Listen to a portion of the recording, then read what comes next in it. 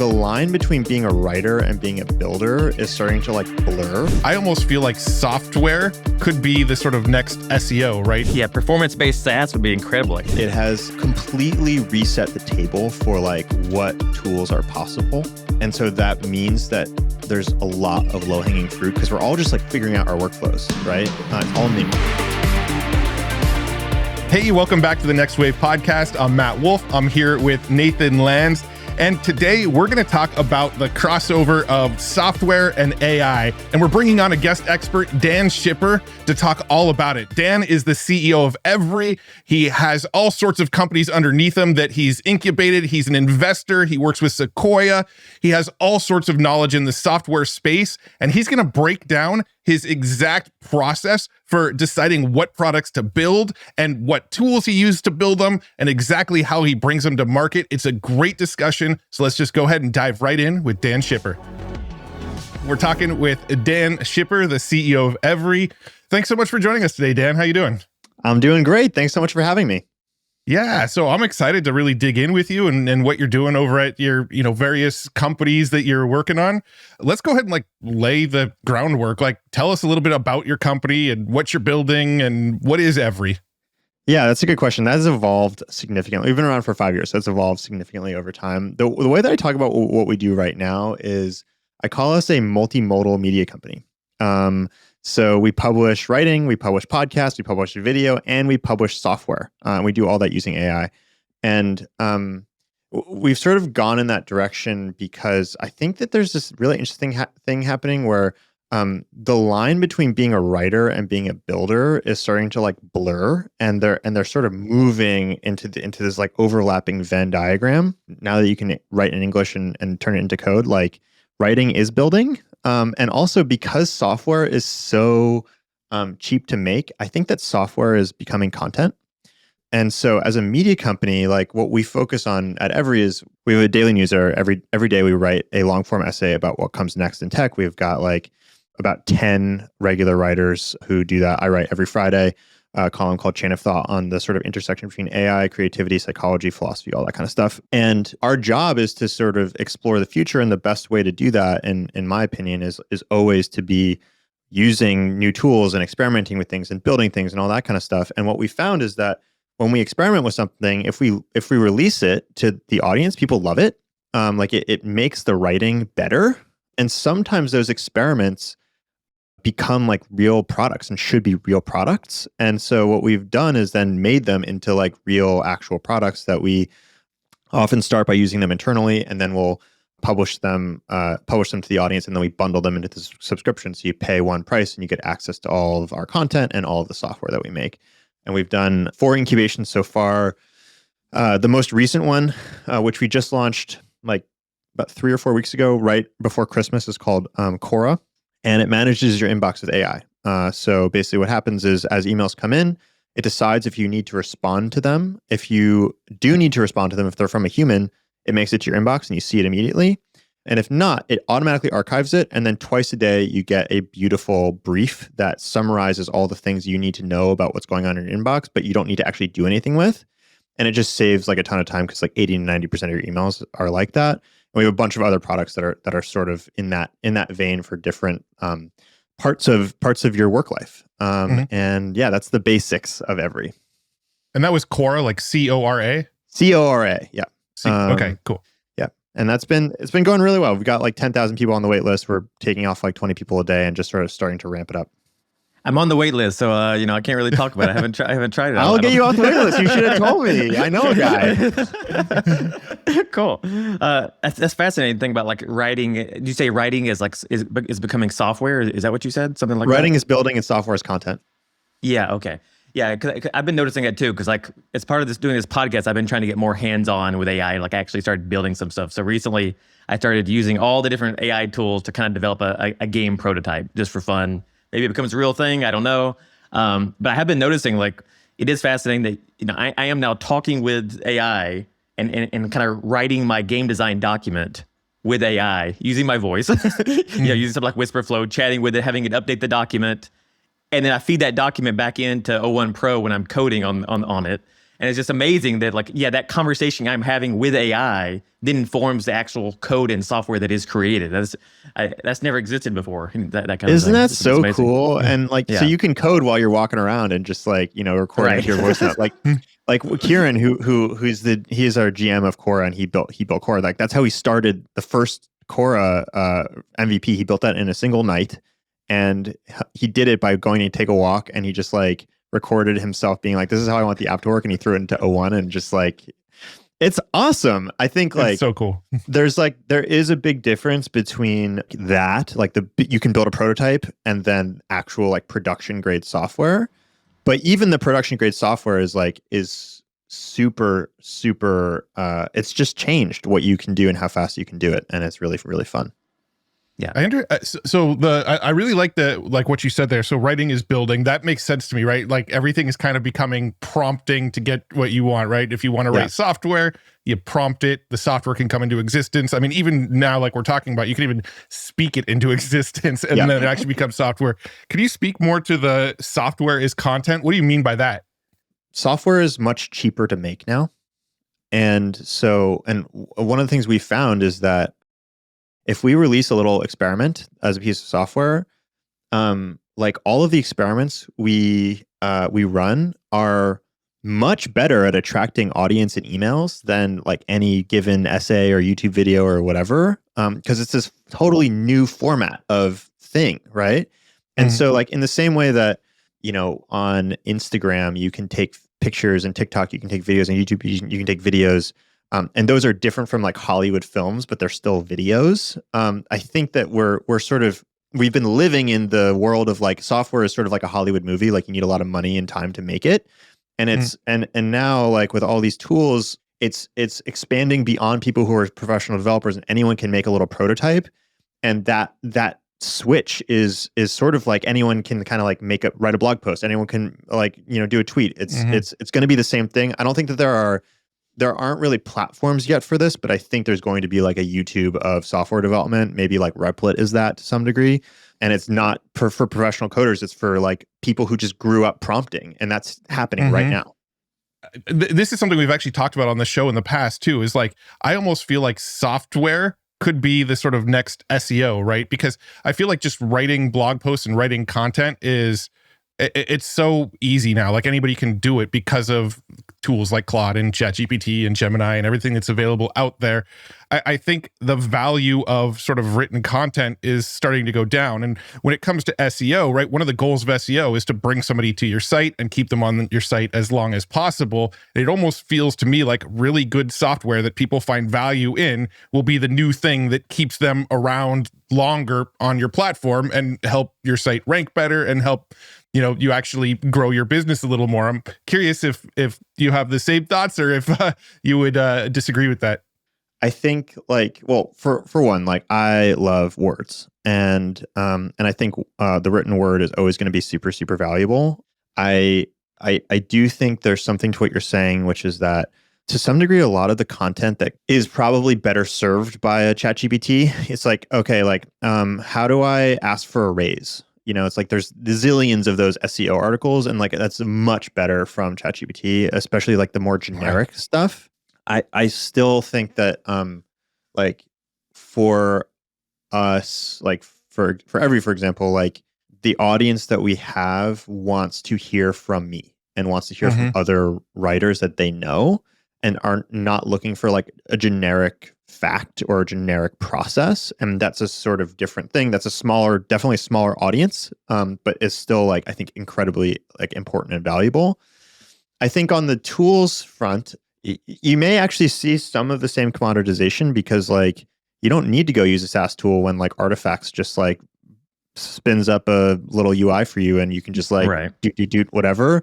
So that may also happen with software to some degree. And then I think you also have to like wonder, okay, if software tools are the new SEO, like what is the thing that is like pushing people to those tools? Like, is it Google still? Is it ChatGPT? And if it's ChatGPT, like how and why is ChatGPT like letting those things surface and rank? But I do think that providing people with like rich let's say multimodal experiences that's not just text, it's not just video, it's tools or whatever, like that is, I think, going to be a really legitimate way to like build an audience and build a following and all that kind of stuff. Look, I am always getting questions from people on how I create my thumbnails, graphics, and all this content at such a fast pace. It's AI, but I know that's easier said than done. Starting is the hardest part. Well, HubSpot has your back. They just dropped a step-by-step guide on which AI tools you can use today to 10x your content creation process. If you've been looking to create content with AI, this guide is a total game changer. You can get it right now at the link in the description. Now back to the show. Yeah. And I totally agree too that when it comes to like the world of content, right? I think as AI becomes, more and more prolific and everybody's using AI to, try to game the system through SEO and things like that, I think it becomes more and more important to have your own voice and to, actually be a voice that people can trust and, actually put your face out there, right? There's a lot of stuff you're seeing on YouTube now of like faceless video channels and people are claiming it's all the rage right now to make faceless video channels. But in my mind, if that's the direction everybody's going, the people that actually put their face on YouTube are the ones that are going to be that sort of rising. They're the ones that are going to rise and, stand out. The sacrifices we make for fame, just us. Yeah, I do wonder, like, why would ChatGPT send you to other tools in the future if it gets so easy that they could just like create it for you on the fly? Like with like what we're seeing right now, like I've been using O1 Pro a lot and like seeing how good it is at software. I can't imagine that in another 2 or 3 years that any idea you have, AI is not just like, cool, here it is. Here it is right now in the window. Totally. just use it. Yeah, Anyways. It's interesting because, when it comes to the whole like HubSpot conversation, podcasts like this and what they're doing in like other media spaces, I think is like, right? Like you've got podcasts like The Next Wave and My First Million and Marketing Against the Grain and The Hustle. And they're starting to do all their newsletters now with The Hustle Daily and all that kind of stuff. So it's like HubSpot's becoming like this larger media brand. The whole SEO game is like changing rapidly. And it seems like shows like this are a really good bulwark against those kinds of changes, which have been happening for a long time. It's not just AI. There is that interesting dynamic that, you can see OpenAI trying to react to or trying to head off, which is like, they do deals with publishers and they cite their sources and all that kind of stuff. And I do think that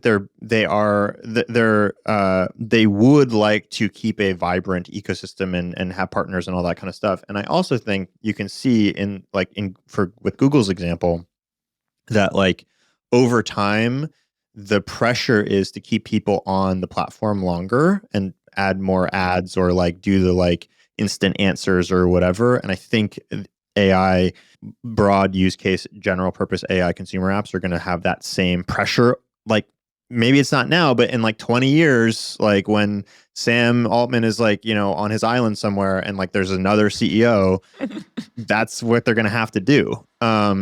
Yeah. And I mean, maybe we'll just be living in a post-capitalist utopia because we'll have AGI or whatever. But like, assuming that that's not the case, that is a thing, and that is a pressure. And I think that's a really interesting thing. But also, like, all of these new tools open up new opportunities. So like, it seems likely to me that maybe it spins up a whole UI for you for like a specific thing, but like the kind of UI that it makes and the way that it does the UI, like we've been talking about, is a content format, is a perspective. And it would be surprising to me if they didn't allow brands or businesses or whatever to like make available those tools or those powers within their app just in some way, sort of like an app store type thing. And they've done that like repeatedly. They've tried to do app store type things for a long time. It hasn't quite worked yet, but it'll probably work eventually. So it's not like the death knell of like all independent tools or media or whatever. It's just like it's changing and there will be new opportunities, and the old ones you have to like move on to the new ones. Yeah, totally. Would you be open to like sharing a little bit of like your workflow for actually building new software? Like how do you validate an idea, and then what sort of tools do you use to actually build the idea? And can you walk us through some of that? Totally. I think the really cool thing about the current AI landscape is it has like completely reset the table for like what tools are possible. And so that means that there's a lot of low-hanging fruit because we're all just like figuring out our workflows, right? It's all new. And that wasn't the case 2 years ago because it was like the apex of the B2B SaaS boom, and like every low-hanging fruit had been picked, right? Yeah, there's a clear way you do things. It was all like, it's all been figured out. Yeah. Yeah. And now it's totally different. So what I do, and what like sort of the philosophy at Every is, first, I use these tools every day. And by these tools, I mean like the more general purpose tools like Claude and ChatGPT and Cursor and Windsurf and like all that kind of stuff. And what ends up happening is you end up finding workflows that start to work pretty well for you. But once you find a workflow in a ChatGPT type tool, it's kind of a pain to just do it over and over and over again. It's not built for that. It's built for this like general purpose thing. Right. And that is always an opportunity to me. So like a really good example of that is we have this app called Spiral. And Spiral helps you automate a lot of repetitive creative work. So like, like for me, it's like doing my podcast descriptions or my podcast tweets or my YouTube titles or like that kind of stuff. Where it's like I have a format, I know basically what it should be, but it's like really important that I get it right, but it's also like fairly repetitive. And what I realized is like at some point, I guess in like May, that Claude was like really good at that. Like if I gave it a few shot prompt with some examples and I was like, okay, here's my I want you to take a podcast transcript and turn it into a tweet. And like, here's examples of me doing that in the past. Here's a new transcript. Can you like do a tweet? It would like get me 80% there. And then I would just have to like do some modifications. But like that prompt was like really hard to do all the time. Like I didn't want to have to redo that all the time. And if I didn't want to have to do it, like I just knew that my team wasn't going to do it.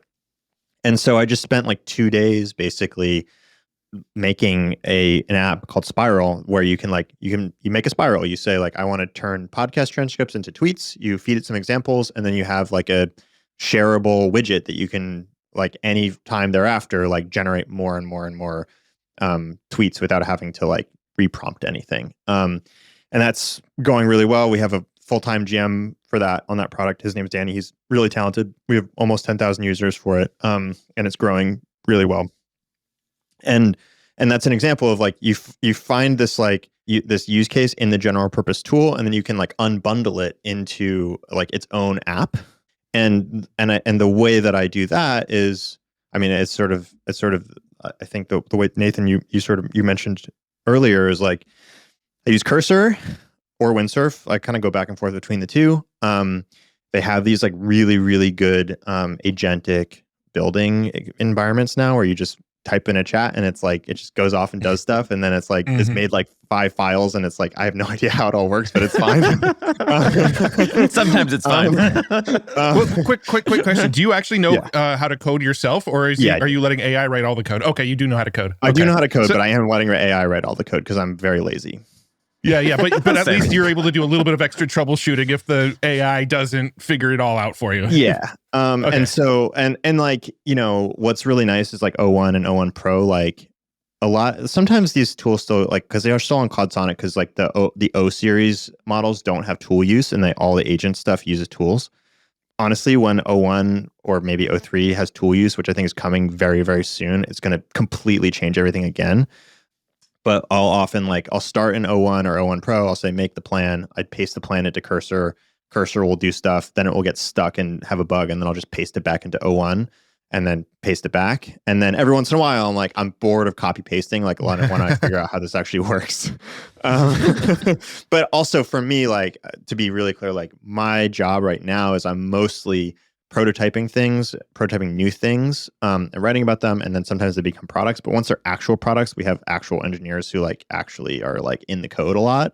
And so I could be, you know, reading the code or whatever, but I'm not doing that right now because it's not really my job. So I want to ask this to you because there's been a lot of discussion around like SaaS projects, SaaS companies having no moat, right? I'm sure you've heard that a million times over the last couple years. Like, what are your thoughts on that? So let me preface this with saying, like, I personally, like, if I have a problem I need to solve that's like a fairly simple problem, I've stopped going out and looking to find if there's a software product for it. I will literally open up Cursor and tell Cursor what I want it to make, and it'll write a little Python script for me, and it solves that recurring problem for me. I know right now I'm probably like abnormal in doing that. I don't think most people sort of have that kind of workflow. But I'm wondering if it's going to get to a point where when somebody has a problem they need to solve, instead of turning to SaaS products and paying, some sort of recurring subscription, they're just going to go to one of the AI chat bots that are out there. Maybe it's ChatGPT or Claude or one of these tools, and just say, this is a problem I'm trying to solve. And it says, okay, here's a little script I wrote that solves the problem. Yeah. So I wonder what the future of SaaS looks like. I mean, I think you're definitely right in the sense that there are certain little things. There are maybe like 1,000 little things that come up every day that like maybe I would have like looked for a tool for before, or probably I would have just like suffered through like doing them manually or whatever. That now ChatGPT just does it for me, and it's amazing.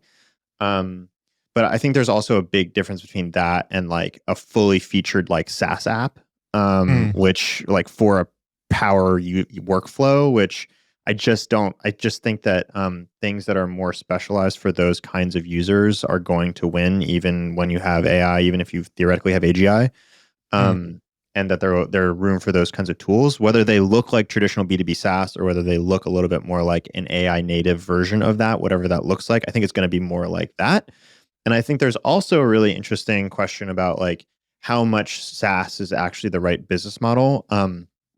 What I've been seeing a lot more of, and I think is probably a little bit more of a AI native business model, is paying per completed task or paying for the value that you get, basically. Because when you have AI, you're like, you can pay for the job to be done, right? Versus just like the time or the by the month. And I think that's really interesting because SaaS is such a much better business model that like if you are currently a SaaS company, you'd probably rather stay a SaaS company. And that means that there's a lot of opportunities for startups that like don't necessarily need to keep that model. Yeah, performance-based SaaS would be incredible. Like, yeah, that's an amazing idea. I think that's going to happen. I mean, you see it already in certain places, like just the LLM APIs are all pay per use or whatever, but I think that'll filter up through the stack. I mean, we've got other tools that I think are cool. We have a tool called Sparkle, which is a file organizer. So basically, it just sits on your desktop and just automatically organizes your desktop, your downloads, and your documents with AI, which is like really cool and very useful. I need that. Everything is a fucking mess for me. So like, but now it's not, and I didn't have to do anything. That's amazing. I'm always like trying to think about like how to organize my files. I'm like, oh, one day I'm going to organize them all. They're going to be. And I was like, wait a minute, AI is going to eventually do that for me. So it's like exactly. Like yeah, it's just a matter of time. Another thing that we've been working on that it's actually one of our writers, Michael Taylor, has been working on, and we're kind of doing it with him. Is AI is quite good at like acting like a particular kind of person, like simulating a particular kind of person. And Michael built this tool called Rally that we've been using internally. I think we're going to make every column out of it, and then maybe launch it as a SaaS product or as a product that's still TBD. And it really depends on if Michael wants to do it with us. But I think it would be really cool. And basically, what it does is, like for example, if we're coming up with headlines for a podcast, what we can do is we spin up an audience of like 1,000 Every people or 1,000 Hacker News people. And then we can be like, okay, here's my 3 titles. Like, which ones do you like? And it will just like survey the crowd and then tell us what the crowd of LLMs thinks. And it's really cool. It works. And I thought you were going the opposite side. So I thought it was gonna be like the person who's helping you create the the taglines or whatever. You fed it a bunch of books from some famous person who's an expert at that.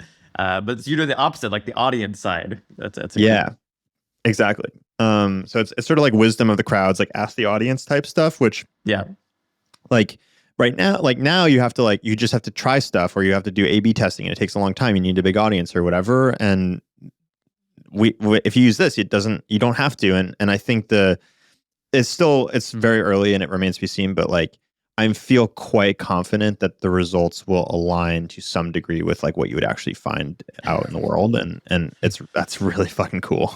Wow.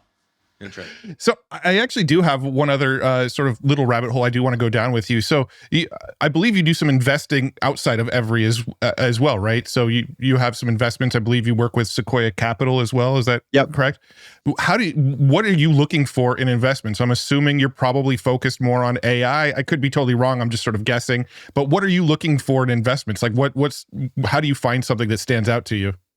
The investments that I've done usually are places where I've had a particular thesis I've been writing about and thinking about, or I just know the founder and I know they're really awesome and I just like want to get into whatever they do.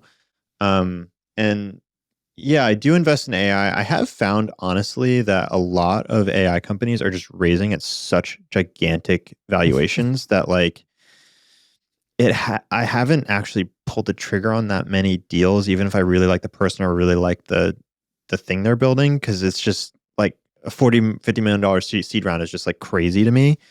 But like generally, it's like, is it in a thesis that in a space that I care about, or like an idea that I care about, and I have a bunch of articles that sort of lay out all that stuff, and I can give you a little preview about the things I care about right now. Like for example, one is the future of science, like how AI might change how we do science, is a big one for me. Another one is just do I really like the founder, and then the last one is just do I use the product? Do I like it? I think the proof's in the pudding a lot in those situations, and you can tell immediately when someone's built something awesome because you just yeah. So when you say like you have a thesis on it, it's kind of you're kind of saying like, this is something I wish was in the world, but then you actually find something that does that's something that you'd want to invest in. Yeah, exactly. Or I assume some way the world's changing, and then how a product would fit into that. Yeah. Yep. Yeah, no, I love that stuff, and I especially like get really excited about a lot of the science stuff. Like, I was really nerding out about like that Matter Gen that just came out from Microsoft the other day. I think that's something that's really cool and really exciting. And I think there's a lot more stuff that's going to pop up sort of in that world over the next this year. I think we're going to see a lot of sort of materials science sort of things come out of AI this year, and so that to me is super, super exciting. But on that note, I really, really appreciate you hanging out with us today. Where should people go after listening to this episode? Is there a specific social media account you want to shout out? Your website? Let us know where to check you out. Pick one or two of the products, not like 5 of them.